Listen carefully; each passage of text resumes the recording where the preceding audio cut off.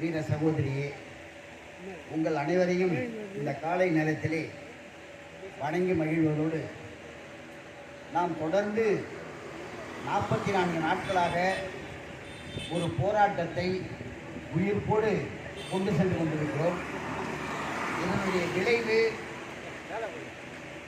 எந்த அளவிற்கு தாக்கத்தை அரசிடமும் மற்றவர்களிடமும் ஏற்படுத்தியிருக்கிறது என்பதையெல்லாம் நாம் சிந்தித்து பார்க்கும்பொழுது ஒரு மிகப்பெரிய மாற்றத்தை நோக்கி நாம் சென்று கொண்டு இருக்கிறோம் என்பது உண்மை. ஆனால் அதிலே பல்வேறு சிக்கல்கள் இங்கே உள்ளே இருக்கிறது.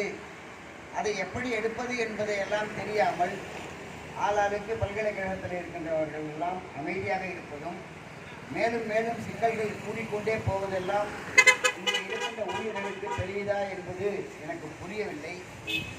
சமீப காலமாக இப்போ பார்த்தீங்கன்னா, இப்போல்லாம் பென்ஷன் ஃபைல் வருதுன்னா, ரிட்டையர்ட் ஆகிட்டாங்கன்னா இனி பென்ஷன் கிடைப்பதற்கே காலதாமதம் ஆகும் அப்படிங்கிற ஒரு சூழல் இங்கே வந்துட்டு. இதை எத்தனை பேருக்கு உணர்ந்திருக்கீங்க என்னன்னு எனக்கு தெரியல. பல்கலைக்கழகத்தில் இன்றைக்கி இந்த மாதம் ஓய்வு பெற்றீங்கன்னா உங்களுக்கான பென்ஷன் இப்போ இப்பயாவது ஏதோ 2 மாதம் 3 மாதம் கழித்து வந்துடுது இல்லை, அந்த உத்தரவாதம் கூட இப்போ இல்லை. அதில் நிறைய கொறி போட்டு அந்த ஃபைல்லாம் திருப்பப்படுகிறது. என்னென்னா, அந்த ஆடிட் அப்ஜெக்ஷன் அப்படிங்கிற விஷயத்தை திரும்ப திரும்ப நோண்டி தோண்டி எடுத்துக்கிட்டே இருக்காங்க. அதை இந்த ஃபைலில் போட்டு இதை தீர்த்துட்டு அதுக்கப்புறமா பென்ஷனை போடுங்க. ரிட்டையர்ட் ஆனவங்களுக்கு ஆடிட் அப்ஜெக்ஷன் ரிட்டையர்ட் ஆகிறதுக்கு முன்னாடி தான் நீ அதெல்லாம் பார்க்கணும். ரிட்டையர்ட் ஆகி இன்றைக்கி அவன் ரிட்டையர்ட் ஆகி வீட்டுக்கு போகிறான்னா அவனுக்கு அந்த ஃபைலில் போட்டு இதே மாதிரி ஒரு பொரியை போட்டு பென்ஷனை ஃபிக்ஸ் பண்ணுங்க அப்படின்னா அவன் எவ்வளோ மன உளைச்சலோடு போவான். அவனுக்கு என்றைக்கு அது சரியாகிறது, இதையெல்லாம் நம்ம ஊழியர்கள் உணர்ந்திருக்காங்களா என்னன்னு தெரியல. சிக்கல்கள் அதிகரித்து கொண்டே போகிறது அப்படிங்கிறது தான் இன்றைய உண்மையான நிலையாக இருக்குது. அப்போ இதையெல்லாம் தீர்க்கணுன்னா நம்ம எல்லாம் ஒன்று திரண்டு இங்கே வந்தால் தான் நடக்கும். நாங்கள் போராடிட்டு இருக்கோம். எங்களுக்கான வெற்றியை நோக்கி நாங்கள் பயணப்பட்டுக்கிட்டே இருக்கோம். அது விரைவில் வர இருக்குது. அது எங்களுக்கு மன நிறைவாக இருக்குது. நாங்கள் அதை நோக்கி போயிட்டோம். விரைவில் அதை முழுமையாக வென்று அடைச்சிடுவோம். ஆனால் இந்த சிக்கல் இன்னும் கூடிக்கிட்டே போகுது அப்படிங்கிறத உணர்ந்திருக்கீங்களா என்னான்னு எனக்கு தெரியல. இப்போ நம்ம பார்த்தீங்கன்னா, அந்த கன்சால்டேட்டில் இருக்கிற தோழர்கள் ஒரு பதிவு போட்டிருந்தாங்க. தோழர் விஜய் அவர்களுடைய சங்கத்திலேருந்து ஒரு பதிவு போட்டிருந்தாங்க. இதே மாதிரி அந்த கன்சால்டேட்டில் என்ன மாதிரியும் கம்பேஷன் கிரவுண்டில் இருக்கிறவங்க அவங்களுக்கு நிரந்தர பணி கொடுக்கணும் அப்படிங்கிற அரசாணை இருக்குது. அது இன்றைக்கி கூட ஒரு அரசாங்கம் போட்டிருக்கு. இன்றைக்கி கூட வந்திருக்கு. மாண்புமிகு தமிழக முதலமைச்சர் 110ல் அறிவித்ததன் அடிப்படையில் அதே மாதிரியான கம்பேஷன் கிரவுண்டில் என்ன மாதிரியெல்லாம் யாராவது போட்டிருந்தாங்கன்னா அதை உடனடியாக தீர்க்கறதுக்கான நடவடிக்கை எடுக்கணும். அதில் ஏதாவது சிக்கல் இருந்து அதை தனிப்பட்ட முறையில் கவனத்தை செலுத்தி அதை தீர்த்து அவங்களை நிரந்தர பணி அமர்த்தணும் அப்படின்னு சொல்லி அந்த 110ல் அவர் சட்டமன்றத்தில் அறிவித்ததுக்கு ஒரு அரசாணை இன்றைக்கி வெளியில் வந்திருக்கு. அப்படியான சூழலில் இன்றைக்கி அந்த ஊழியர்கள் கோர்ட்டுக்கு போய் கோர்ட்டும் அவங்களுக்கு டைரக்ஷன் கொடுத்து அவங்களையெல்லாம் உடனடியாக பணி நியமனம் பண்ணணும்னு ஆணை வழங்கியிருக்கு. ஆனால் பல்கலைக்கழகத்தில் அவங்களுக்கெல்லாம் பணி கொடுக்கல இது வரைக்கும். கம்பேஷன் கிரவுண்டில் இங்கே அப்பாயின்மெண்ட் ஆனவங்க ரெகுலரைஸ் ஆகாமல் நிற்கிறாங்க.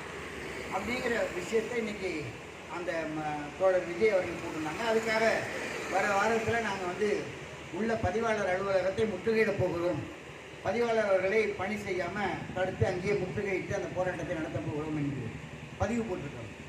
முதலிலே நான் அந்த தோழர்களுக்கு ஒரு துணிவோடு முடிவெடுத்து இப்படி ஒரு செயலை செய்வதற்கு துணில் இருக்கின்ற அந்த தோழர்களை, போராட்ட குணத்தோடு இருக்கின்ற அந்த தோழர்களை மனதார பாராட்டுகின்றேன். இந்த போராட்ட காலத்திலிருந்து அவர்களுக்கு நாங்கள் வாழ்த்துக்களை தெரிவித்துக் கொள்கிறோம். ஏன்னா நியாயமான அந்த உணர்வு உங்களுக்கு இன்றைக்கி பீரிட்டு கிளம்புது ஒருத்தவங்களுக்கு போது எனக்கு உண்மையிலேயே மகிழ்ச்சியாக இருக்குது. இந்த கோரிக்கையெல்லாம் அந்த 15 அம்ச கோரிக்கையெல்லாம் 1வது கோரிக்கை.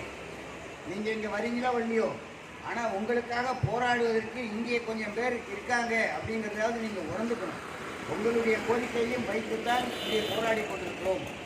அந்த கோரிக்கையும் அரசோட பரிசீலனையிலே பல்வேறு மட்டங்களிலே போய்கொண்டிருக்கிறது என்பதெல்லாம் உங்களுக்கு புரியுதா என்னன்னு தெரியல. இந்த மாதிரியான சிக்கல்கள்லாம் இருப்பதனால தான் இந்த எங்களை அழைத்து பேசுறதுல சில காலதாமதங்கள் ஏற்பட்டிருக்கு. எல்லா விஷயங்களும் அதில் கையில் தொற்றுக்காகலை இவங்களை இந்த விஷயத்தெல்லாம் என்ன மாதிரியான நம்ம பதில் சொல்கிறது, அதில் எல்லாம் நியாயம் இருக்க.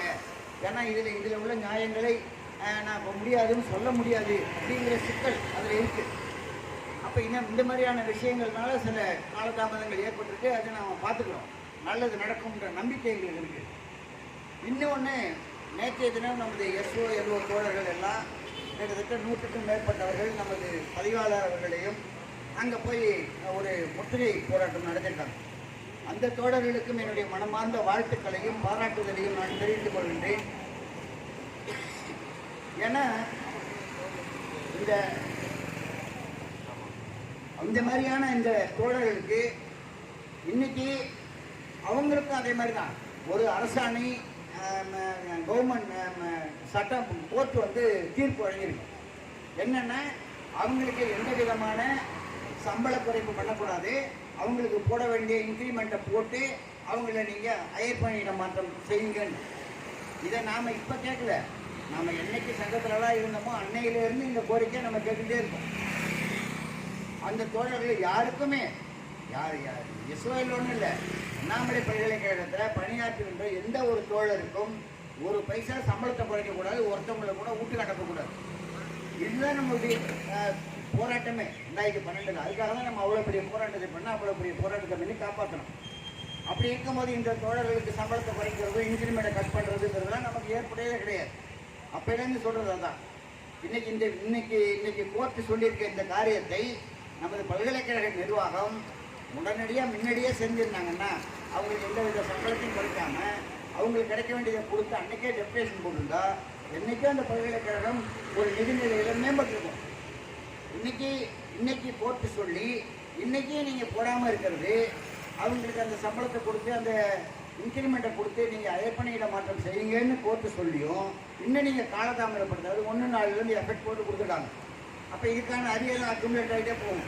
1 அரியர் கொடுத்தாங்கன்னா திரும்பி இது ஒரு மாதிரி சிக்கலை கொண்டாந்து திரும்பவும் கூட்டிக்கிட்டே போகும். அப்போ இதை உடனடியாக செய்ய வேண்டிய பொறுப்பில் இருக்கிறவங்க எனக்கு என்னென்ன அமைதியாச்சு. அப்போ அந்த தோழர்கள் நேற்று போராடி இருக்காங்க. அந்த தோழர்கள் விரைவில் நாங்கள் இல்லைன்னா 26ஆம் தேதி வரைக்கும் பார்ப்போம், இல்லைன்னா 27ஆம் தேதி அங்கே நாங்கள் உள்ளிருந்த போராட்டம் நடத்த போகிறோம் அப்படின்னு சொல்லியிருக்காங்க. தோழர்களே, உங்களுடைய போராட்டமும் வெற்றி பெற எங்களுடைய மனமார்ந்த வாழ்த்துக்கள். நீங்கள் எல்லாரும் போராடுங்க. ஏன்னா போராட்ட குணம் எங்கே இருந்தாலும் அங்கே எங்களுடைய மன உணர்வு அங்கே இருக்கும். உங்களுடைய போராட்டம் வெல்வதற்கு எங்களால் என்ன ஒத்துழைப்பு கொடுக்க முடியுமோ, எங்களால் என்ன விஷயங்களை செய்ய முடியுமோ அதையெல்லாம் நாங்கள் செஞ்சுட்டு தான் இருக்கோம், கேட்டுக்கிட்டு தான் இருக்கோம். நான் என்ன சொல்கிறேன்னா, நீங்கள் எல்லாம் போராடி நிறைய விஷயங்களை நீங்கள் பண்ணி பார்த்துட்டீங்க. முன்னாடியே ஒரு 2 நாள் போராடினீங்க, கிடைக்கல. அதுக்கப்புறம் இப்போ திரும்பி எடுத்துருக்கீங்க. இப்போ எந்த மாதிரியான போராட்ட வடிவங்களை எடுத்து போகிறீங்கன்னு தெரியல.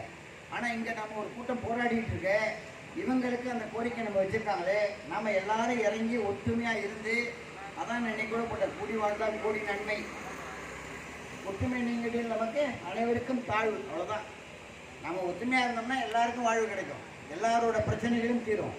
நம்ம அதான் கேட்கணும். இந்த பல்கலைக்கழகத்தில் எல்லாரோடைய பிரச்சனைகளும் தீர்ந்து எல்லாரும் நல்லா வாழணும் அப்படிங்கிறதான் நம்மளுடைய நோக்கம். அதுக்காக தான் நம்ம இந்த 15 நிமிஷம் கோரிக்கைகளை வெளியே வச்சு, இதை தாண்டி இனி பல்கலைக்கழகத்தில் ஒரு கோரிக்கை கூட நீங்கள் யாரும் கேட்க முடியாது. இது தீர்ந்தால் எல்லாரோட பிரச்சனைகளும் தீர்ந்து போயிடும். இதுதான் இதில் உள்ள நியாயம். அப்போ இதை நோக்கி நம்ம பயணப்பட்டுக்கிட்டே இருக்கோம். இப்போ இங்கே நீங்கள் வராமல் நீங்கள் தனித்தனியாக போராடினீங்கன்னா, இந்த 4 எருமை மாடு ஒன்றா இருக்கும்போது எதுக்க முடியாமல் இருந்தது பாருங்கள். சிங்கம் ஏதோ ஒரு மாடு, 4 காளை மாடு, 4 காளை மாடுகளும் ஒன்றா போய் போது சிங்கத்தாரை அடித்து சாப்பிட முடியல. ஒரு யூனிக்காக இருக்குன்னு. அதான் 2012 நம்ம ஒற்றுமையாக இருந்தனால தான் நம்மளை அடித்து சாப்பிட முடியல. அதனால் நம்ம எல்லாம் பாதுகாக்கப்பட்டோம். இன்றைக்கி எல்லாம் பிரிஞ்சு கிடக்கிறோம். அதனால் எல்லா மாடும் ஒன்றா அடித்து சாப்பிட்டுட்டு இருக்கு. ஒன்று ஆடிட்டர் சொல்லி பென்ஷன் நடத்துகிறான், இன்னொன்று ஏதாவது ஒரு காரணத்தை சொல்லிவிட்டு நமக்கு கொடுக்க வேண்டிய அரியர்ஸை நடத்துகிறான், இன்னொரு காரணத்தை சொல்லிட்டு SOLOவுக்கு அந்த சம்பளத்தை கொடுக்க மறுக்கிறான், இங்கே பல்கலைக்கழகத்தில் இருக்கிற ஊழியர்களுக்கு ப்ரொமோஷனை கொடுக்க மறுக்கிறான், வெளியில் அங்கங்கே டெப்டேஷன் கொண்டவனை மாற்றாந்தாய் மனப்பான்மையோட அலம்போலமாக நடத்துகிறான். இதுக்கெல்லாம் என்ன காரணம்னு நினைக்கிறீங்க? நம்மள்கிட்ட ஒற்றுமை இல்லாதது தான். எல்லா பிரச்சனைகளையும் தீர்ந்தோம்னா நம்ம எல்லாரும் ஒற்றுமையாக இருந்து இந்த பூமா கோயில் களத்துக்கு வந்தீங்கன்னா அந்த வெற்றி சாத்தியமாகும். அந்த வெற்றிக்கான அடித்தளத்தை நாங்கள் போட்டுட்டோம். நீங்கள் வந்தாலும் வரலனாலும் எல்லாரோட பிரச்சனைகளும் நாங்கள் பேச போகிறோம், அதுக்கான தீர்வு எனக்கு நகர போகிறோம். எனவே அன்பு தோழர்களே, நீங்கள் அனைவரும் இந்த பூமா கோவில் களத்திற்கு ஒற்றுமையாக வந்து விரைந்து இந்த பிரச்சனைகளுக்கான தீர்வை நோக்கி நாங்கள் நகர்ந்துட்டு இருக்கோம். இந்த தீர்வில் நீங்களும் உங்களை இணைச்சிக்கிட்டீங்கன்னா அதை முழு வெற்றியாக மாற்றி பல்கலைக்கழகத்தையும் உங்களையும் வாழ வைப்பதற்கான வாய்ப்புகள் இருக்குது. அதை தவற விட்டுறாதீங்க. தவற விட்டுட்டு மீண்டும் நீங்கள் தனித்தனியாக போராடுகின்ற நிலையை ஏற்படுத்தாதீர்கள் என்று கூறிக்கொண்டு வாய்ப்புக்கு நன்றி கூறி அமைகிறேன். நன்றி, வணக்கம்.